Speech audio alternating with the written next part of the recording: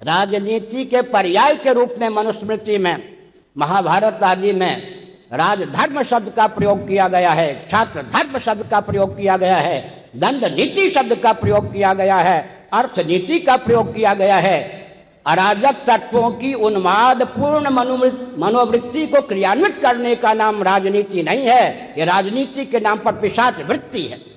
हम इस धर्म सभा में वेदादि समग्र शास्त्रों का मंथन करके, शुक्र नीति आदि का मंथन करके राजनीति की सार्वभौम परिभाषा देते हैं और उस परिभाषा को क्रियान्वित करने का प्रकल्प चलाना हमारा आपका कार्य होता है।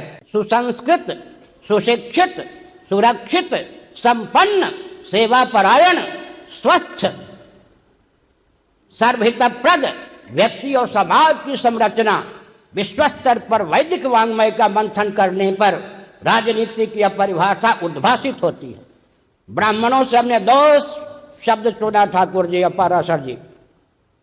सुसंस्कृत, सुशिक्षित ब्राह्मणों से 2 शब्द, सुरक्षित क्षत्रियों से 1 शब्द, संपन्न वैश्यों से 1 शब्द, सेवापरायण शूद्रों से 1 शब्द और सबसे स्वस्थ सर्वहितप्रद व्यक्ति और समाज की संरचना हमारे यहाँ वेदादि शास्त्र सम्मत राजनीति की परिभाषा है। राजनीति के पर्याय के रूप में मनुस्मृति में, महाभारत आदि में राजधर्म शब्द का प्रयोग किया गया है, छात्र धर्म शब्द का प्रयोग किया गया है, दंड नीति शब्द का प्रयोग किया गया है, अर्थ नीति का प्रयोग किया गया है। अराजक तत्वों की उन्माद पूर्ण मनोवृत्ति को क्रियान्वित करने का नाम राजनीति नहीं है, ये राजनीति के नाम पर पिशाच वृत्ति है।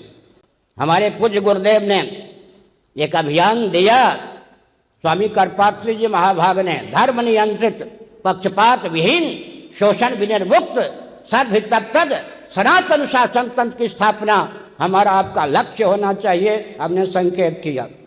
तटस्थ होकर मत देखिए, आप वीरा उठाइए, संकल्प लीजिए, मुझे भारत को हिंदू राष्ट्र करना है।